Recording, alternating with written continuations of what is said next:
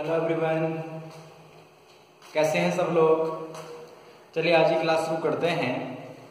पिछली क्लास में हमने क्या किया था? पिछली क्लास में हमने समाकलन विधि से गति की समीकरण का निरूपण किया था। ठीक है, तीन समीकरण हमने पढ़ी हैं। पहली समीकरण v बराबर u प्लस ए टी, दूसरी s बराबर ut प्लस एक बटे दो ए टी स्क्वायर, तीसरी v स्क्वायर बराबर u स्क्वायर प्लस 2as।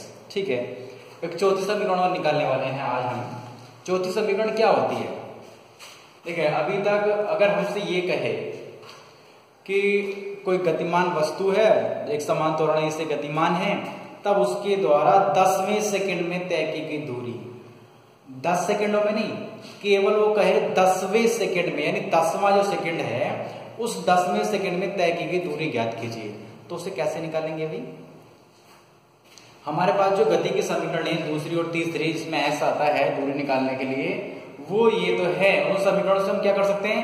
1 से लेकर 10 सेकंडों तक तय की गई, यानी 10 सेकंडों में तय की गई दूरी निकाल सकते हैं, परंतु 10वें सेकंड में तय की गई दूरी नहीं निकाल सकते। यानी अगर हमसे किसी एक विशेष सेकंड का नाम दे दें कि उस सेकंड में, 10वें सेकंड में, 20वें सेकंड में, 15वें सेकंड में, केवल 15वां सेकंड जो है उस सेकंड में तय की गई दूरी ज्ञात कीजिए, तब हम उन समीकरणों को नहीं लगा सकते हैं। तब उन्हें ज्ञात करने के लिए, उस विशेष सेकंड में तय की गई दूरी ज्ञात करने के लिए चौथी समीकरण होती है, उस समीकरण का आज हम निगमन करने वाले हैं। ठीक है, देखिए अगर हम देखें कि 10वें सेकंड में तय की दूरी ज्ञात कर रहे हैं तो कैसे करेंगे? भी हम पहले क्या करेंगे, 1 से लेकर 10 सेकंड, यानी 10 सेकंडों में तय की गई दूरी निकाल लें, यानी 10 सेकंडों में तय की गई दूरी निकाल लें। ठीक है, और क्या करें, 9 सेकंडों में तय की गई दूरी निकाल लें। ठीक है, ये 10 सेकंडों में तय की गई दूरी और ये 9 सेकंडों में तय की गई दूरी, तो इसमें से इसे घटा दो। तो घटाने के बाद जो बचेगा, केवल क्या बचेगा? वो केवल 1 सेकंड में तय की दूरी, यानी जो 10वां सेकंड है हमारा, उस सेकंड में तय की दूरी बच जाएगी। ठीक है, तो ऐसे ही हम यहाँ करेंगे। हमें निकालना है टीवें सेकंड में तय की गई दूरी निकालनी है। तो टीवें सेकंड में तय की गई दूरी निकालने के लिए क्या करते हैं हम? हमारा जो टॉपिक है वो क्या है? टीवें सेकंड में तय की गई दूरी निकालनी है हमें। तो उसके लिए मान लेंगे कि मानो कोई वस्तु एक समान त्वरण से गतिमान है, जिसका प्रारंभिक वेग u है, तब वस्तु द्वारा t सेकंड में तय की गई दूरी, यानी पहले क्या करेंगे हम? t सेकंड में तय की गई दूरी निकालेंगे। तो t सेकंड में तय की गई दूरी कितनी होगी? भी गति का द्वितीय समीकरण लगा दिया, st, यानी t दिखाया हमने बेस में, यानी t सेकंड में तय की गई दूरी st बराबर ut plus 1/2 ad square. Equation first हो गया, समझ में आया ना? पहले क्या करना है हमें निकालनी है टीवें सेकंड में तय की गई दूरी निकालनी है। तो हमने क्या किया, पहले t सेकंडों में तय की गई दूरी का फॉर्मूला लगा दिया। ठीक है, अब क्या करते हैं, जैसे मैंने एग्जाम्पल लेके बताया ना, 10वें सेकंड में तय की गई दूरी निकालनी थी, तो 10वें सेकंड में तय की गई दूरी निकालने के लिए पहले क्या किया था हमने? 10 सेकंडों में तय की गई दूरी निकाली, फिर 9 सेकंडों में तय की गई दूरी निकाली, और फिर 10 सेकंडों में तय की गई दूरी में से 9 सेकंडों में तय की गई दूरी को घटा दिया। तो क्या बच गया था हमारे पास? 10वें सेकंड में तय की गई दूरी बच गई थी। तो ऐसे अब हम यहाँ करेंगे, हमें निकालना है टीवें सेकंड में तय की गई दूरी। तो टीवें सेकंड में तय की गई दूरी निकालने के लिए क्या करेंगे हम? t सेकंड में तय की गई दूरी निकालेंगे और फिर t माइनस 1 सेकंड में तय की गई दूरी निकालेंगे। ठीक है, तो ये t सेकंड में तय की गई दूरी है, t माइनस 1 सेकंड में तय की गई दूरी, बस t की जगह क्या रख देना है? जहां जहां t आया वहां वहां क्या रखना है? हमें केवल t माइनस 1 रखना है। तो st माइनस 1 बराबर ut माइनस 1, या क्योंकि यहाँ हमारे पास जो समय वो क्या है? t माइनस 1 है, तो हमें t की जगह क्या रखना है? केवल t माइनस 1 रखना है। ये इक्वेशन सेकंड है, यानी ये t सेकंड में तय की गई दूरी, ये t माइनस 1 सेकंड में तय की गई दूरी। तब टीवें सेकंड में तय की गई दूरी कितनी होगी? st में से किसे घटा दो? st माइनस 1 को घटा दो। ठीक है, तब टीवें सेकंड में तय की गई दूरी कितना हो जाएगा? s बराबर st माइनस 1, यानी t सेकंडों में तय की गई दूरी में से 1t माइनस 1 सेकंड में तय की दूरी को घटा दें तो केवल 1 सेकंड में दूरी बच जाएगी। t सेकंड जो होगा उस सेकंड में तय की दूरी बच जाएगी। तो उसके लिए हम दोनों को मान देते हैं। st का मान हमारे पास कितना था? ut plus 1/2 at square, minus st minus 1 का मान कितना था? ut minus 1 plus 1/2 at minus 1 की ओर घात 2। ठीक है, अब इसे खोल देते हैं,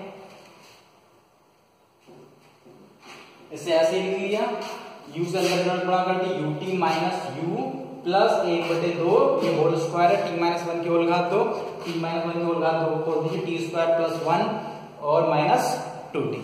ठीक है, आगे देखते हैं आगे क्या है भाई। बस हम माइनस से ब्रैकेट खोलेंगे, इसका कितना आ गया? ut प्लस 1/2 स्क्वायर, माइनस से ब्रैकेट खोला, minus ut minus minus plus हो जाएंगे, प्लस का u, ये माइनस हो जाएगा 1/2a और अंदर को गुणा कर रहे हैं हम इसके, माइनस का 1/2a प्लस 2 से 2 कैंसिल हो जाएगा, कितना बच जाएगा 80। ठीक है, अब देखो जरा ut से ut कैंसिल हो जाएगा और 1/2 से 1/2 कैंसिल हो जाएगा, क्या बचेगा u बचेगा, एक माइनस का 1/2a बचेगा, प्लस का 80 बचेगा। कितना हो जाएगा s बराबर u प्लस 80 माइनस 1/2a।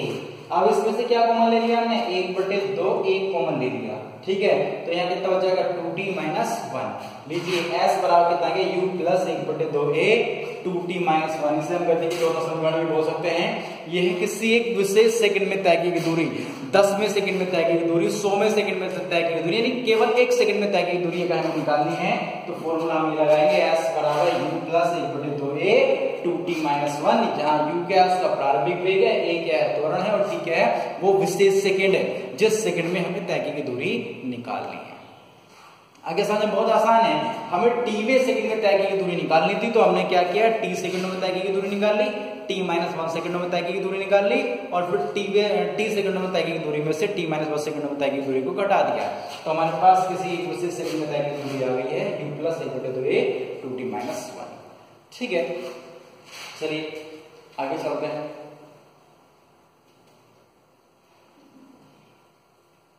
जी, अगला टॉपिक क्या है हमारा, वाहनों की अवरोधन दूरी। वाहनों की अवरोधन दूरी क्या होती है, देखिए वाहनों की अवरोधन दूरी देखिए, वह न्यूनतम दूरी जिसे कोई गतिमान वाहन ब्रेक लगने के बाद तथा रुकने से पहले तक तय करता है। नॉर्मली देखा है सबने कि जब किसी गाड़ी पर ब्रेक लगाए जाते हैं तो क्या वो गाड़ी ब्रेक लगाते ही रुक जाती है, नहीं रुकती ना, यानी ब्रेक लगाने के बाद भी वो कुछ दूरी तय कर लेती है। ठीक है, तो ब्रेक लगने के बाद वो जितनी दूरी तय करती है उसे हम वाहनों की अवरोधन दूरी कहते हैं। ठीक है, यानी वह न्यूनतम दूरी जिसे कोई गतिमान वाहन ब्रेक लगने के बाद और रुकने से पहले के बीच में तय करता है। यानी ब्रेक हमने लगाया, ब्रेक लगाने के बाद भी कुछ गाड़ी कुछ देर बाद जाकर रुकती है, यानी कुछ दूरी वो तय कर लेती है। तो ब्रेक लगाने के बाद और रुकने से पहले तक जितनी दूरी गाड़ी तय करती है उसे क्या कहते हैं, हम वाहनों की अवरोधन दूरी कहते हैं। ठीक है, मान लिया हमने कि माना कोई गतिमान वाहन है, कितने वेग से गतिमान है, वो u वेग से गति कर रहा है। ठीक है, और ब्रेक लगाने पर उसमें कितना मंदन उत्पन्न हो जाता है, माइनस का a उत्पन्न हो जाता है तब गति की तीसरी समीकरण से। यानी कोई वस्तु है, कोई वाहन है जो u वेग से गति कर रहा है। ठीक है, हमने उसको रोकने के लिए क्या लगाया, ब्रेक लगाया। ब्रेक लगाने से ब्रेक उसके टायरों पर कितना मंदन लगाते हैं, माइनस का a मंदन लगाते हैं। ठीक है, तो हमें वो दूरी निकालनी है जितनी दूरी पर वो जाकर रुक जाएगी, यानी ब्रेक लगाने के बाद वो कितनी दूरी पर जाकर रुकेगी, यानी हमें क्या निकालना है, अवरोधन दूरी निकालनी है। तो गति का हमने तीसरा समीकरण लगा रहे हैं, तो तीसरा समीकरण क्या होता है, v स्क्वायर बराबर u स्क्वायर प्लस 2a। गति का तीसरा समीकरण लगा दिया हमने। अब क्या किया हमने, v की वैल्यू रुक जाएगी, रुकने का मतलब उसका अंतिम वेग कितना हो जाएगा, 0 हो जाएगा। तो v की वैल्यू हमने कितनी रख दी, 0 रख दी है। u का मान u है प्लस 2a, a का जगह मान रखेंगे माइनस का a और s अवरोधन दूरी को प्रदर्शित करते हैं ds से, तो हमने s की जगह क्या रख दिया है, ds। ठीक है, यहां से हमने ds का मान निकाल लिया, कितना हो गया, u स्क्वायर अपॉन 2a। ठीक है, तो ये हो गया अवरोधन दूरी का फॉर्मूला, ds बराबर u स्क्वायर अपॉन 2a। अगर हमें ये पता हो कि कोई वस्तु, कोई गतिमान वाहन इतने वेग से गतिमान है और उस पर जब ब्रेक लगाएंगे तो ब्रेक उसके टायरों पर कितना मंदन लगाएंगे, अगर ये दो चीजें हमें पता हो तो हम ये बता सकते हैं कि ये गाड़ी ब्रेक लगाने के बाद कितनी दूरी पर जाकर रुकेगी। ठीक है, इस फॉर्मूले से ds बराबर u square upon 2a, u की जगह क्या रख देंगे, उसका वेग, जितने वेग से वो गाड़ी गतिमान है, और a जितना ब्रेक उसके टायर पर मंदन लगा रहे हैं। तो इस फॉर्मूले से हम उस वाहन की अवरोधन दूरी निकाल सकते हैं। ठीक है, तो अवरोधन दूरी क्या होती है, किसी वह न्यूनतम दूरी जिसे कोई गतिमान वाहन ब्रेक लगने के बाद और रुकने से पहले तक तय करता है उसे वाहनों की अवरोधन दूरी कहते हैं। इसे ds से प्रदर्शित करते हैं। करते हैं। और फॉर्मूला कितना निकालते हैं हमने, ds बराबर u स्क्वायर अपॉन 2a। ठीक है, जहां u उसका वेग है और a क्या है, उसका मंदन है। ठीक है, समझ में आया?